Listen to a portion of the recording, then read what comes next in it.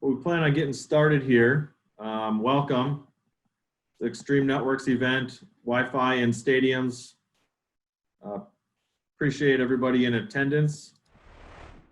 We're going to get into a little crossfire here with Kenny. I'll be asking him some questions and he'll be responding. So appreciate the time, Kenny. Yeah, my pleasure. Thanks, Chad. Thanks for having me. Yeah. So first question I had is, what are some of your job responsibilities with the Green Bay Packers organization? What do you do on a day-to-day basis? Yeah, so I'm actually blessed with 14 seasons with the Packers now. I lead a very talented team of 12, soon to be 13. We support all businesses within the stadium and a little bit outside the stadium. We have a redundant data center and a call center about 2 miles away. We have a Milwaukee office now, and we support Titletown, which is across the road from the stadium. So my team actually supports a lot. So anything from retail and a pro shop. We have a 1919 Kitchen and Tap, which is our restaurant and bar inside the stadium. We have a Hall of Fame museum with tours. Even during a game day, our infrastructure, I mean, just the responsibility list that's on everybody's plate is, thousands of TVs, thousands of phones, security cameras, all the tablets within the suite. I mean, it is a lot. Basically, we treat it as a small city, a population of 80,000 with 10,000 workers, anywhere from police, fire, EMT, news and broadcast entities, even a couple clinics on the lower level to support football. So you name it, we dabble in it. Sounds stressful, but you're doing a good job. Thank you. Yeah. In reference to focusing a little bit more on the wireless, how does the Green Bay Packers benefit from the wireless throughout the events, throughout concerts, things like that? So how does the Green Bay Packers organization benefit from the results of the wireless? Yeah, that's actually a good question. It'd probably take 30 minutes in itself, but a couple of the main key business points, how we benefit from the wireless. Basically, last year presented an issue, and I think this year we're going to be in a different area, but just fans at the gate, how they're coming in through the gate. We had new metal detectors, kind of a new area for us. So we took the Wi-Fi analytics on how fans flowed through particular gates, which gates were congested, how long it took fans to get into the stadium. And then, we made business decisions on the back end. Do we need to, add more metal detectors, add a couple more ticket scanners, better signage to point fans to a less congested gate, things like that. And just understanding what the fans' demands are also. We make decisions on the back end as far as, do we need a different partner or another partner to provide internet bandwidth? Are we providing, let's just say, fantasy sports hits are increasing. Do we have to provide a little more outlet for fantasy sports and statistics by way of the Diamond Vision or on TV screens or the Packers app, et cetera? So I'm going to say it hits, the Wi-Fi statistics hit almost every business units in our organization for us to make decisions on the back end. So pretty important to us. Yeah, I personally find it important just because it's something that people are kind of expecting these days, to have wireless access wherever they go. And if you don't, it's kind of like, what do you do when you get there? I understand it, and for the organization, I'm sure it's a benefit to get people in the seats as well. So to promote free Wi-Fi and good Wi-Fi, all kind of cultivates into a great solution. But you kind of answered my question number 3, but what were some of the key considerations when exploring to provide Wi-Fi to guests of the stadium? Well, actually, I didn't hit this one. One of the most important considerations for us was weatherproofing. I mean, I know most people on the call probably won't get this, but we do get a lot of snow here in Wisconsin. So to keep up with the elements, if we get a foot of snow prior to a game, just the sheer amount of shovels and ice picks and salt that have to hit each piece of equipment, especially inside the bowl. So that was a big part for us, a huge consideration for us. And I think, almost as importantly as just the aesthetics to our stadium. It's an old stadium. There's a lot of nostalgic, aspects of it that we want to keep. So I would say both of those, weatherproof and just keeping the nostalgic look of Lambeau Field. Interesting.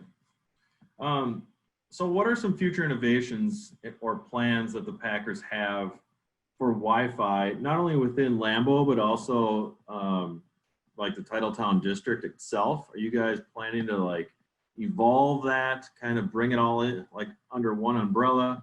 Kind of elaborate on that a little bit. Yeah, so that's an interesting question. Everybody's being hit with this new normal. We actually don't know what the new normal will look like. So just keeping up with that innovation conversation, I think, is very important. We're looking at things like,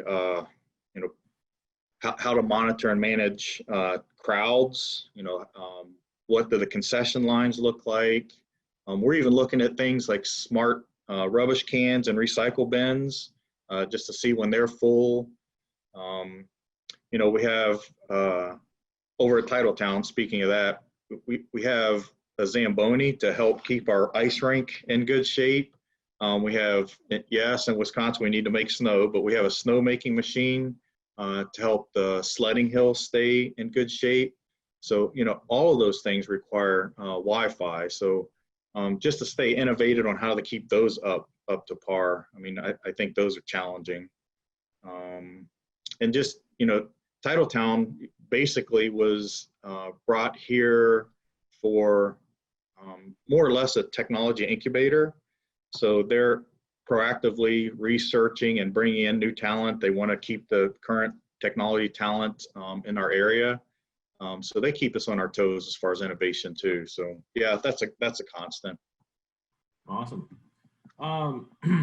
Back to the fans, like fan engagement, interacting with the fans. How does the wireless play into that whole experience during the events or game days or concerts and things like that? Yeah, another good question, and that's a constantly revolving door.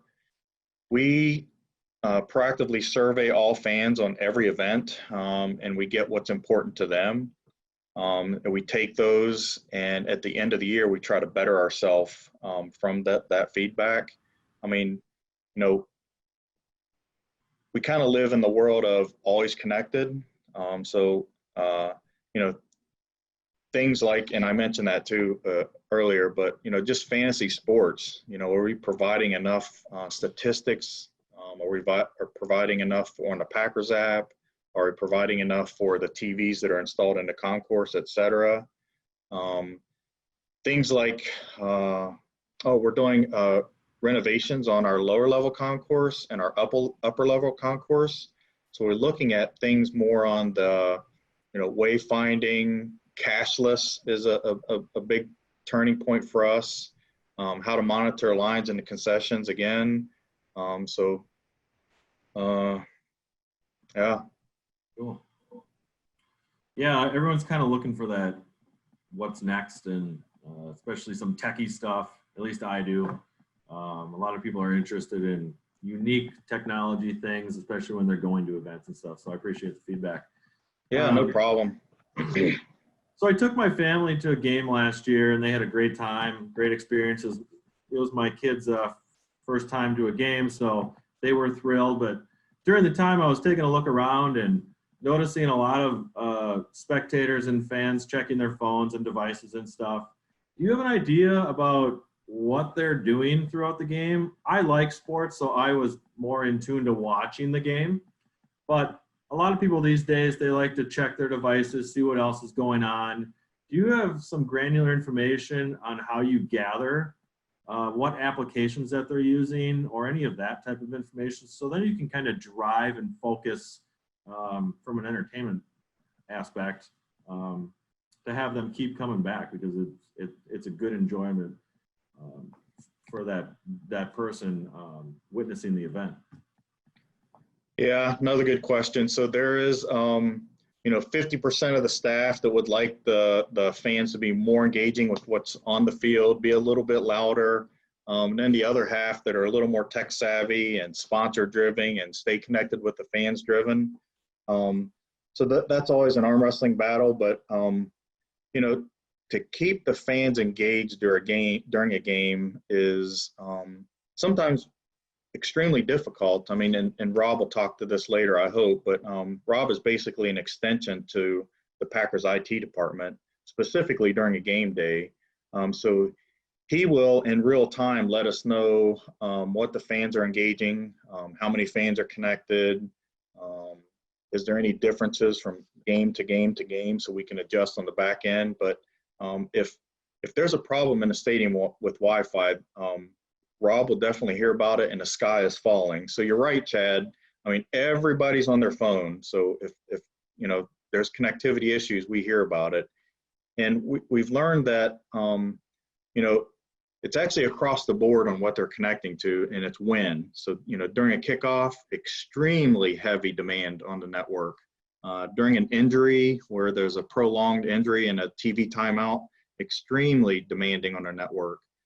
So there's things like that we can capitalize on, so we'll know what's happening during the game and what to tailor to the fans.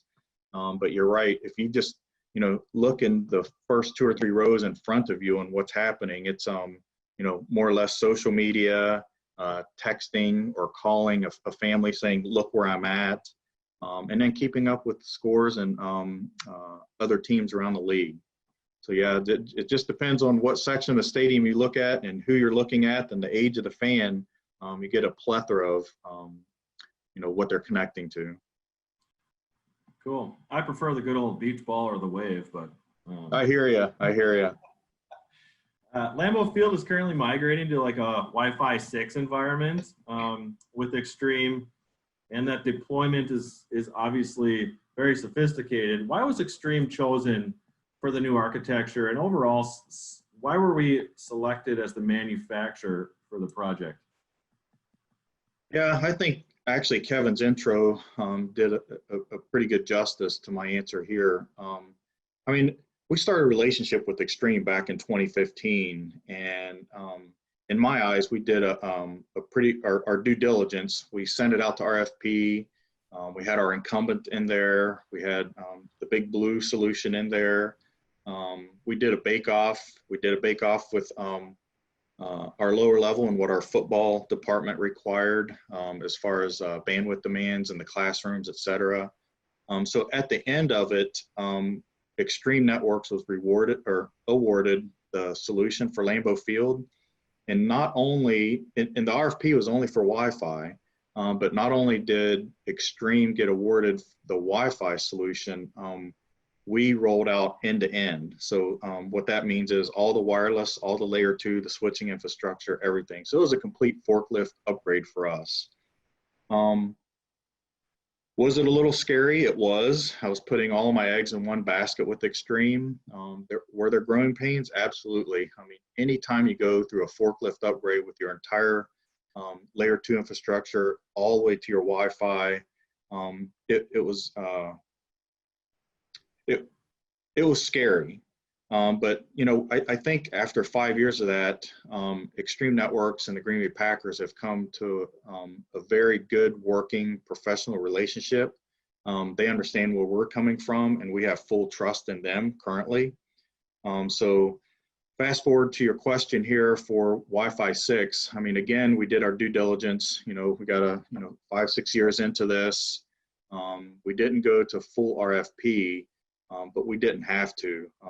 Just a quick look at the industry, Extreme Networks was the only manufacturer at that time, and I think still to date, I'm not certain of that, but at the time we chose, they were the only manufacturer to have a purpose-built in-stadium solution that was weatherproof just for outdoor stadiums. So with the past 5 years and our current relationship and this purpose-built solution, I think it was a no-brainer just to go with them. So ask me this question in about a year and I'll tell you how it went, but so far I feel pretty good about it. Sounds good. Obviously, with any large-scale project, there's circumstances that have to be talked about and worked through. With your building infrastructure in Lambeau Field being very historic, and it's very a lot of concrete in that building, obviously, a lot of challenges. So what were some of the challenges of the project that you guys had to take heavy consideration and overcome? Especially with this new project, I think there's a different architecture and design of devices or equipment and where they're going to be placed. So maybe can you explain a little bit of some of the challenges and how you kind of approach those? Yeah, I'm not even going to do this one justice, but I'll try. You know, Lambeau Field as we know it now, 60 years ago was actually called and built New City Stadium. And it went through 2 renovations and a lot of upgrades, but we still kept the same basic foundation of the stadium, the old stadium. So we still have the bench style seats that's metal. We have the 60-year-old concrete, which half of it's still on virgin ground, so there's no, penetration from up under it. There's no overhangs where we can hang equipment, and Rob can get into the propeller head talk, but RF is not very friendly unless it's overhead and unobstructed by bodies. So it was very, very challenging over the last 4 or 5 years on how creative we can get to get connectivity to the fans, especially in the bowl, especially with the 60-year-old concrete, and especially with the metal bench seats. No overhang presented the biggest problem, I think, but it was pretty challenging. And just from what everything was said, I think just from that, it was a success. And then new Wi-Fi 6, I know Extreme kind of started conversations about 2 years ago on an underseat design. It was very new to the industry. I personally have peers that work at other NFL venues. So, just calling them, and they're very transparent. We're very transparent with each other. But it just wasn't there. So now with the new Wi-Fi 6 and Extreme's outdoor enclosure design that's purpose built for this stuff, it really drew our attention to that. So we went through a complete overhaul on the design inside the bowl. So no longer are we trying to get them in these creative cubbies, plastic enclosures, trying to paint or color the plastic enclosures so they're Packer gold and green, etc. So now we went under seat, and again, we're still new to this. They're currently being installed now with I think we got about 3 to 4 weeks now until the goal of completion. But I feel very, very confident this time around, especially with the under seat design. Without having the overhangs was a complete nightmare to try to design it. So my hat's off to Extreme on this one, but time will tell. It had to be somewhat of a challenging cabling. Yeah, nightmare, even for our facilities guys. I mean, just to drill through that much concrete, I mean, it sounds easy, but when you're putting 1,200 access points in the bowl, and most of them require a hole being drilled from the concourse up through the concrete and under every seat, or every seat where it's designed to be, extremely challenging. And then you have the part where, again, weather. You can't have water to get into these crevices and freeze and thaw and cause cracking in the concrete. You can't have any type of moisture or erosion, especially on metal. So yeah, Chad, that's an understatement to say it was challenging. Good. Sounds like you guys got her under control though. Awesome. I do have a little fun question just to wrap it up here, and I'm sure everyone's on the edge of their seat wanting to know. So I got to ask, if the season goes on as schedules, with which, things in this world that we're dealing with seems to change day to day, but what are your win predictions for the Packers this season, Kenny? Yeah, wow, I've never had that question before, Chad. Thanks for the very unique question there. Um, yeah, honestly, I don't give predictions. Right now, I'm just crossing my fingers that we do have a season. With the talks of Fauci mentioning this bubble that the players need to be in. What is a COVID-19 safe helmet? Um, how do we allow the fans in the building? How do we go cashless? How does the concession work? You know, does tarping off the first 6 or 8 rows in a stadium present an issue? I mean, all of that. I just have no idea what the season's going to present.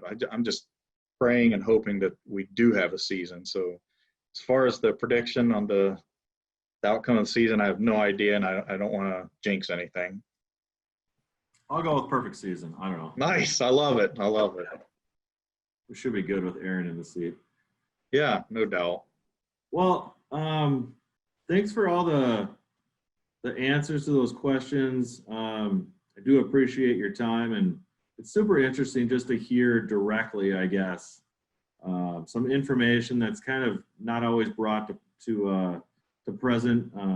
So I greatly appreciate you hopping on today and helping us out here. But I'm going to turn things over now to our extreme professional, Rob Yamery, and he's going to kind of talk some stadium tech talk here and some large venue wireless architecture. So go ahead, Rob.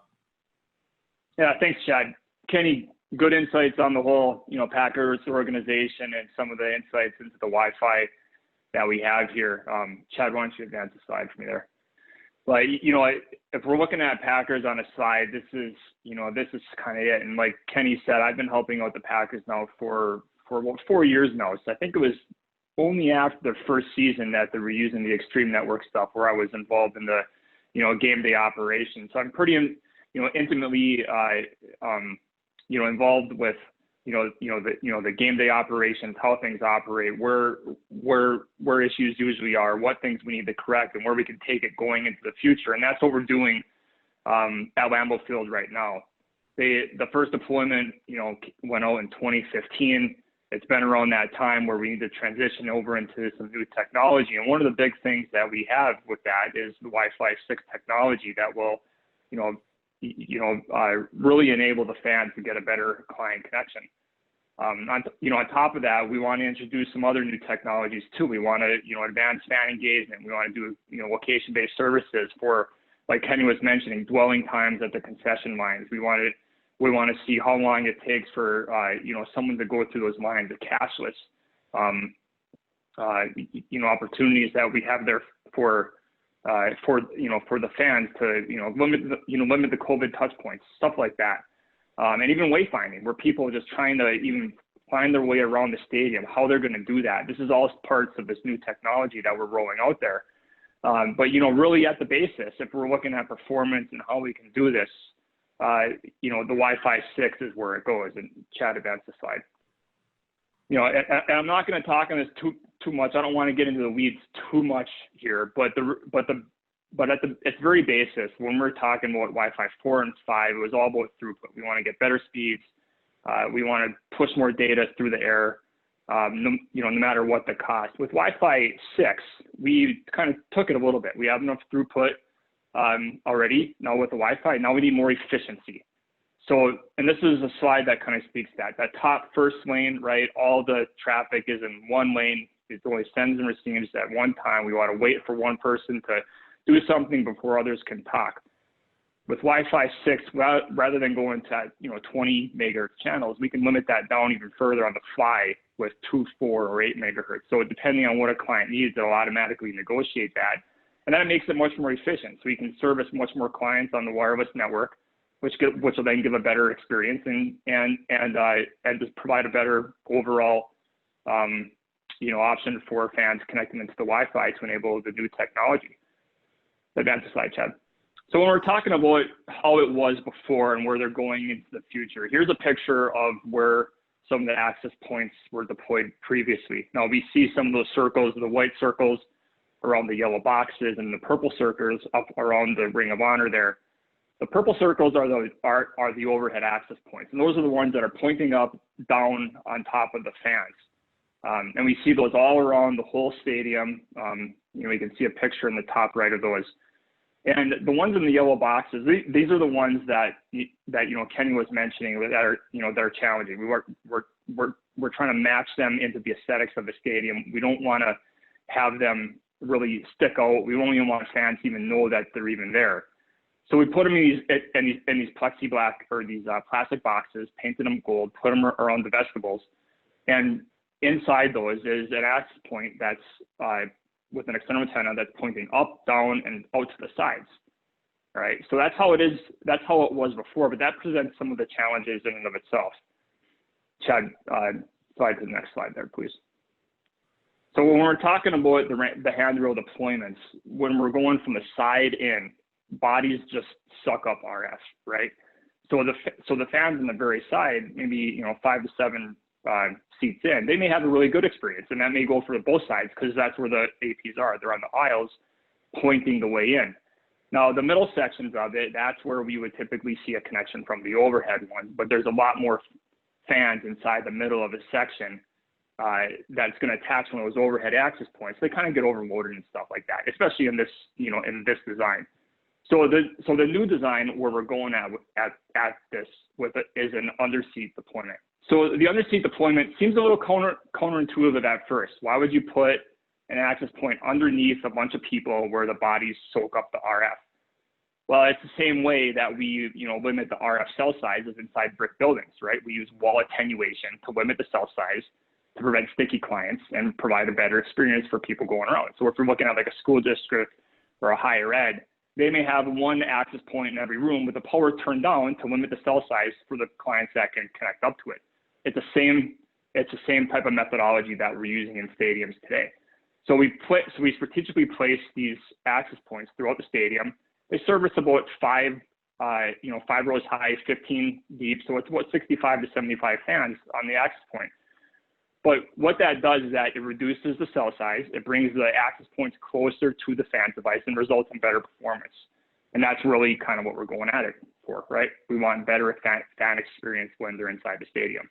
So here's a picture that I took in last December, and we had the first underseat access point deployed out in Lambeau Field. It was more of a prototype. It wasn't really connected at the point, but it was there. Can anybody spot that? I mean, it's really hard to see. There's one access point in that picture for the underseat deployment. Chad, hit the next animation. You see that little dot, that little square? That's a single access point that's out there deployed in Lambeau Field. Now you can imagine that we're going to be growing that out much more. And in the same picture, you see all those yellow boxes there. That's where the access points are today. So the access points there are pointing up and down and out, and there's even some down in the field that are pointing up towards the fans. And then of course, there's a Ring of Honor APs that are, up there projecting down to the fans as well. So all those are going to be replaced in this next generation design with this underseat deployment. And that's going to be one of many. There's many, many more access points that are being brought into the stadium. And here's a map of what it looks like. You can kind of see the red dots, right? That's where all the access points are going to be. So rather than where all those yellow boxes that we had at the vestibules or the monitoriums, those were housing the access points before. We're spreading that out across the entire the entire stadium to put them right underneath the fans and give them a better fan experience. And that's going to enable the technology and what they can do in the future for, what we can do with marketing, what we can do with dwelling times, all this other stuff that comes along with this refresh in technology. This will be enabled with the underseat deployment. Again, thanks everybody for the time, and we'll wrap this up, but you guys have anything else to add? Go Pack, go. Go Pack, Thank go. you very much for having me. All right. Thanks everybody.